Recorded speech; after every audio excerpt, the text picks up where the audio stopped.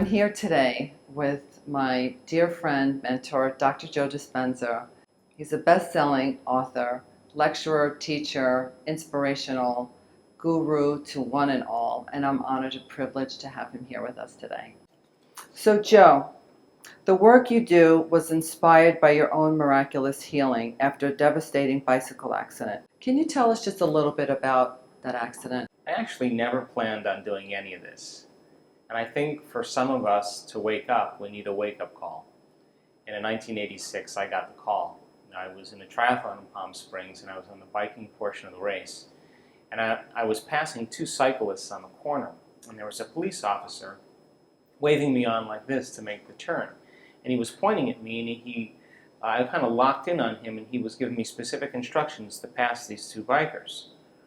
The problem was he had his back to the oncoming traffic. He wasn't looking to see if there was traffic coming. So when I made the turn, there was an SUV going about 55 miles an hour and basically ran me over.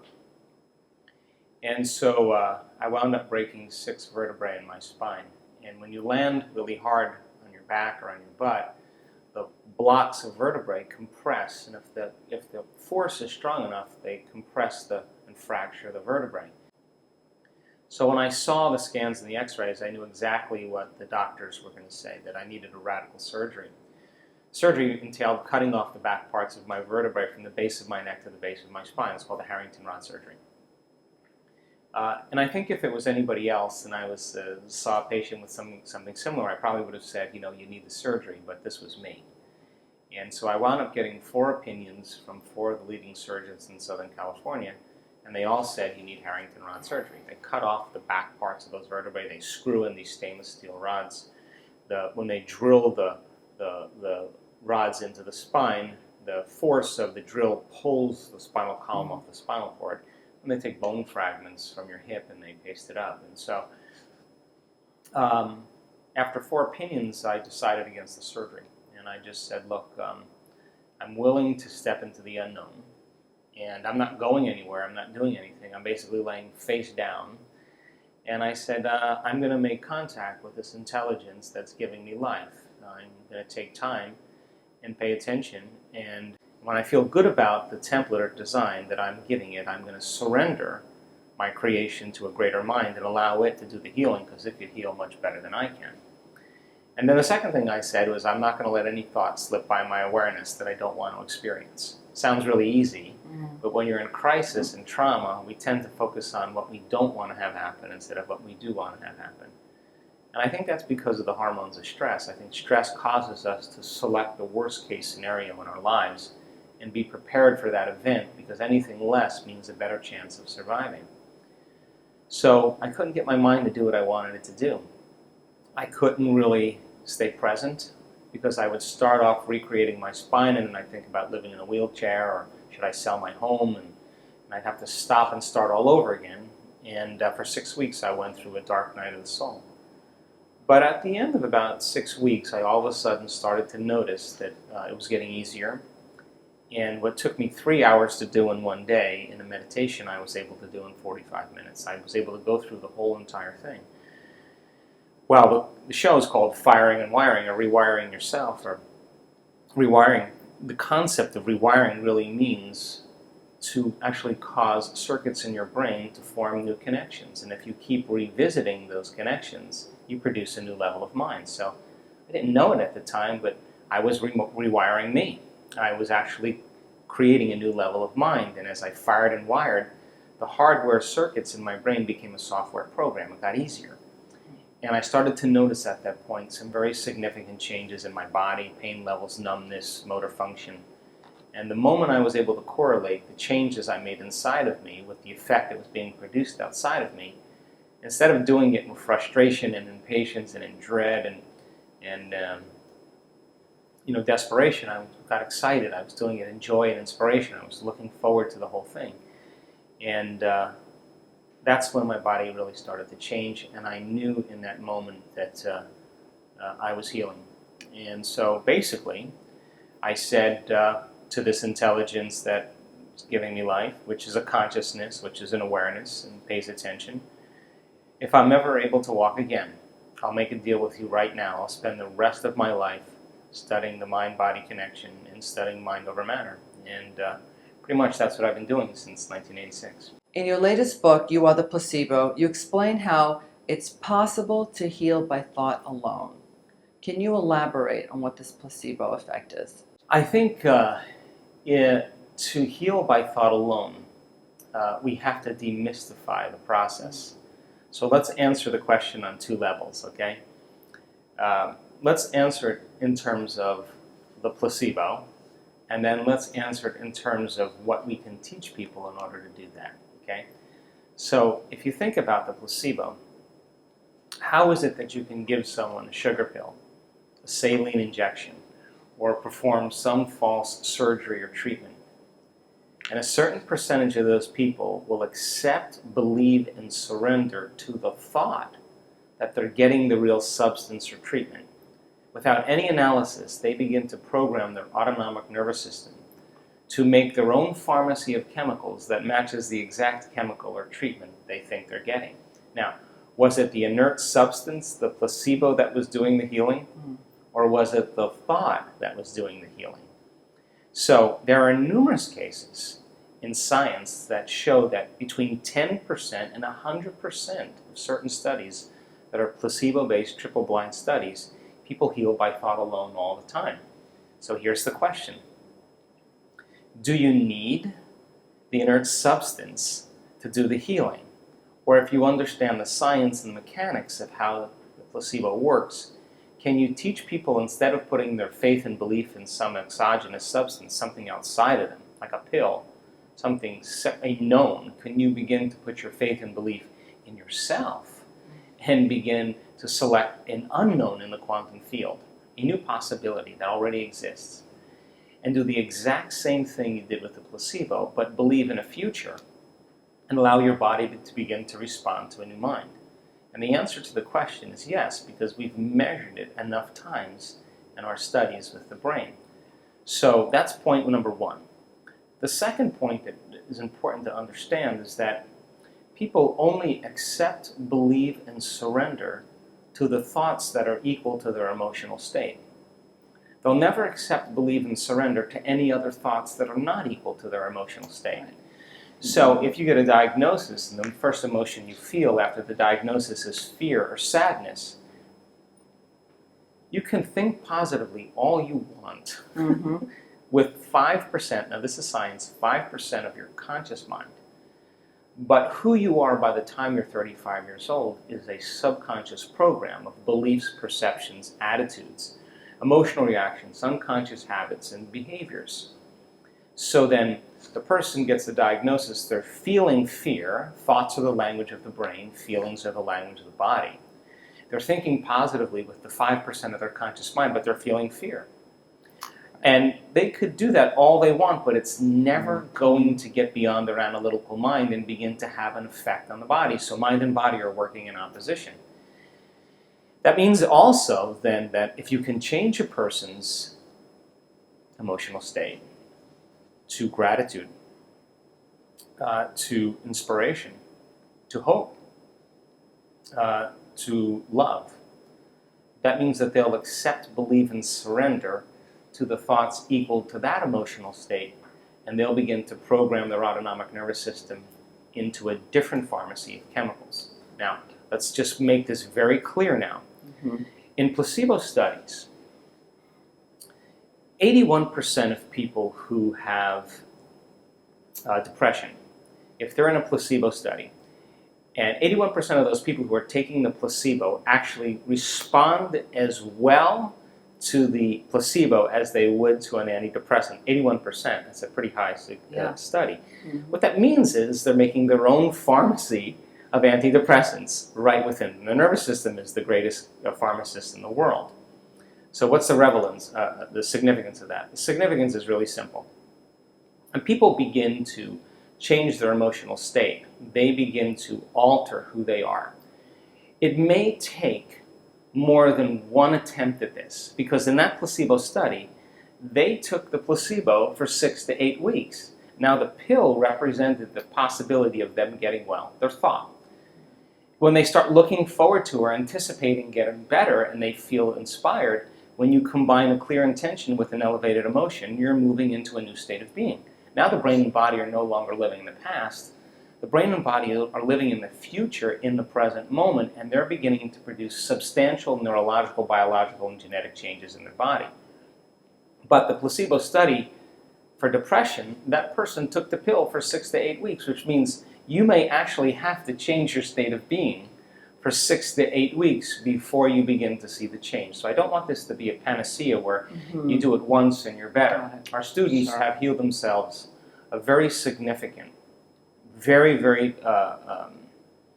almost predestined genetic conditions that medical science had no solution for. Not just one student with one condition, but other students with the same condition. Now we're seeing a trend. But it took them, some of those people, 2 years to do it by thought alone. So they wanted it more than their sleep. They wanted it more than their pain. They wanted it more than their social interactions or social engagements. They wanted it more than breakfast. To them, it was the most important thing. So every single day, they took the placebo by thought alone. And by doing that, over time, they were able to turn the battleship around. So it takes developing the skill. It takes the science of understanding how it works. It takes changing a belief or perception that you have about yourself and your life. And it's going to take you feeling a little bit uncomfortable in the process of doing it. But to heal by thought alone means that you have to get to the point where you literally are thought alone. That's when you begin to see the significant changes. Right. So now what was the difference between the group that took 2 years and did you say that the 6-week, 8-week group started to see the changes relatively early as they approached that benchmark there, that 6 to 8 weeks? Was it just one group? Could it be like people just being stubborn or just too connected to their old ways and having a harder time? Because like our journeys aren't all the same, Right. so it may take some people longer than others, or is that there's no theory or no scientific proof that says that you can change in 21 days. There's just too many variables. For example, we have people in our work that have been physically abused as children. We have people that have been violently or sexually abused as young adults. We have people have experienced traumas in their lives, shocking events that have branded them neurologically and emotionally.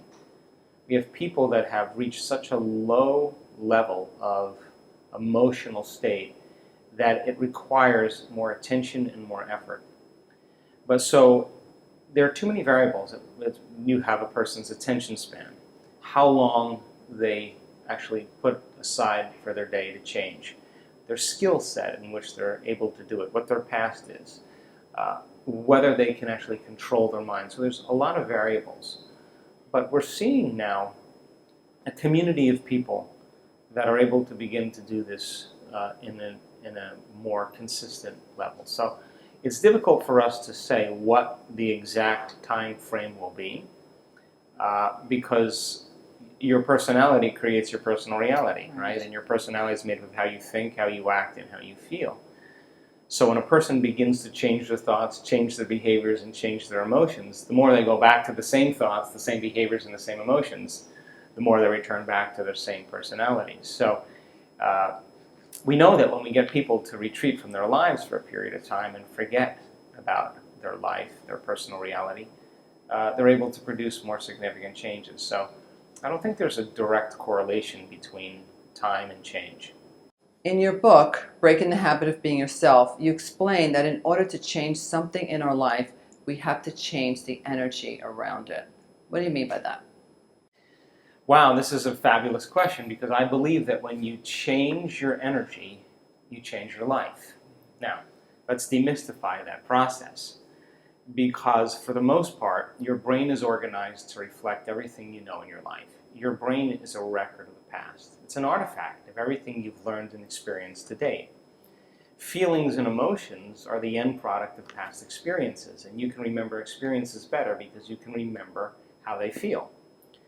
So if you're feeling the same way every single day, that really means nothing new is happening in your life. And if those feelings are driving certain thoughts and emotions are a record of the past, then most people are thinking in the past. So their biology then literally is rooted in the past. So you can't create a new future if your brain and body are living in the past. So then most people define themselves as a narrative or a story based on the past.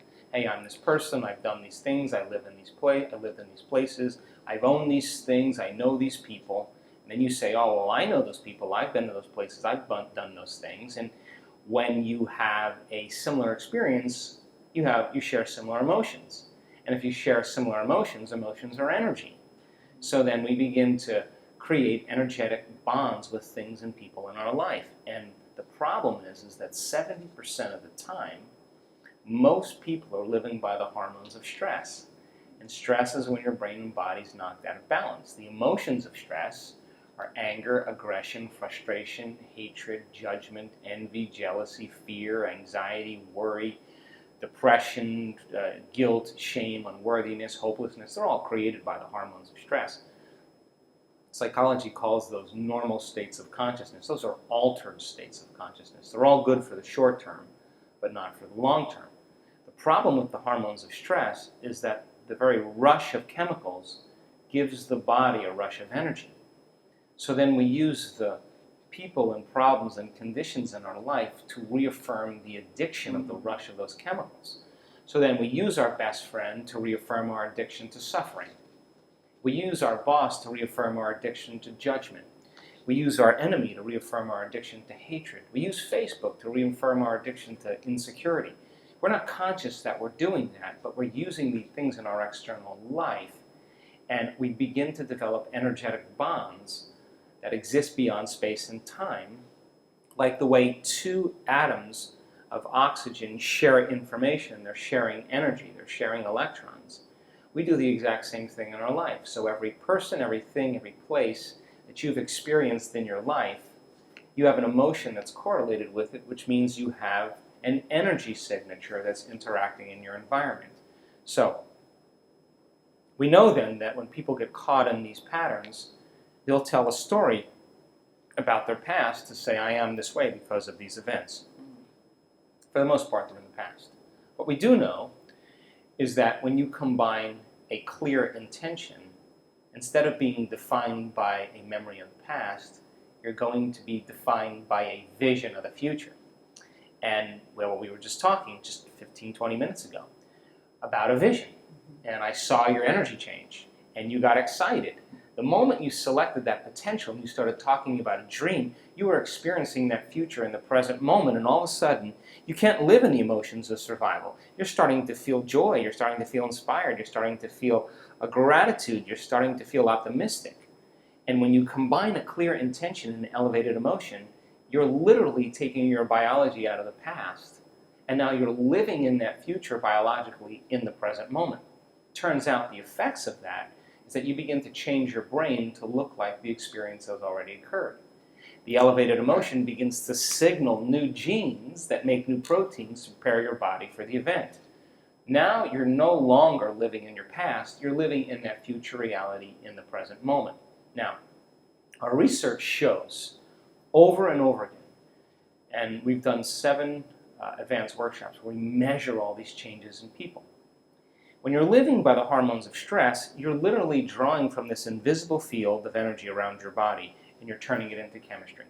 Whether you're angry or frustrated, or you're fighting or flighting, whether you're guilty and shameful or digesting a steak, or whether you're over-sexual, you are drawing from energy and turning it into chemistry. These are the survival centers.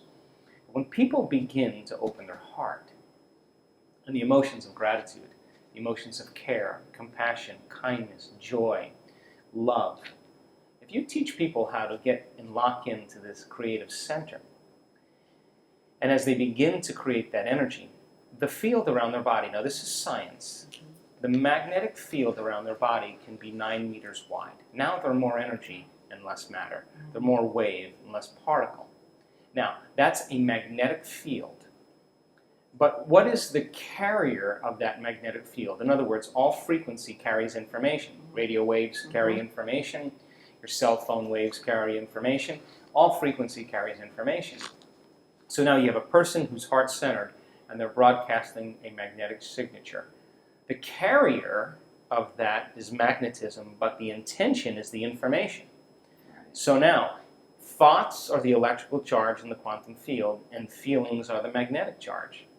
So then when you combine a clear intention with an elevated emotion, now you're broadcasting a new electromagnetic energy into the field. And whatever you broadcast into the field is your experiment with destiny. So then it's not enough to just broadcast it once. It's got to become so familiar to you that your energy now is connected to a future, and your body is going to be drawn to that event. And we now know that over and over again, that clear intention with an elevated emotion begins to produce an effect on matter. And don't I know it? That's why I love your work so much, Joe. It's so right on, and it's true, and you're absolutely right, and you witnessed it a minute ago with me, and it's that easy. It's that easy once you understand it. You know. Yeah. So here's a great example. I was driving over here, and I had to do a phone call, and I'm writing a blog about what this project we're going to be doing at the end of the year with our students, a global coherence project to raise the energy of the entire planet. It's possible. And he was having difficulty understanding coherence, and I said, Eric, imagine dropping a pebble in water. When people are able to get heart-centered and stay there, the longer they stay there, the more the waves ripple out. If you only stay there for 1 second, you only drop one pebble, and the field dissipates. But if you're able to keep dropping that pebble over and over again, and you're able to sustain that heart coherence, you got a big wave that's coming out. You can see it. But that's the wave. But what's the information carried on the wave? Your intention. So then, if your intention, when you're in that heart-centered place, you can't be selfish in that place. It's impossible to be selfish. These are the centers that are about self. You're selfless. You want to contribute. You want to give. You want to make a difference. And so we've done research in our events where we have taken 550 people in a room. We've taken 45 to 50 people in the front of the room wearing heart rate monitors. Now, when you're frustrated and when you're impatient, your heart beats differently than when you're in love and you're in gratitude. So you have 500 people now in the remainder of the room getting heart-centered, cultivating an elevated emotion, resting their attention in that center, and broadcasting a signature into the field of love, with the intention for the greatest good of the people sitting in the front of the room who are wearing the HRV monitors. At the exact same time, at the exact same day, in the exact same meditation, 90% of those people in 1 second move into heart coherence. Now, that's something that's happening in a non-local phenomenon. It's not happening, right, randomly. There's a lock-in that takes place. So the magnetic field is the energy, but the intention is the greater good for the people sitting in the front of the room. Now, let's scale that to a larger scale. Right. What if you had thousands of people doing the same thing for people in Syria, for people in Iraq, for people that are suffering in Sudan? What if there was a very specific intention behind a heart-centered emotion? What type of effects could we begin to see globally? And I think that's where we're going. Right.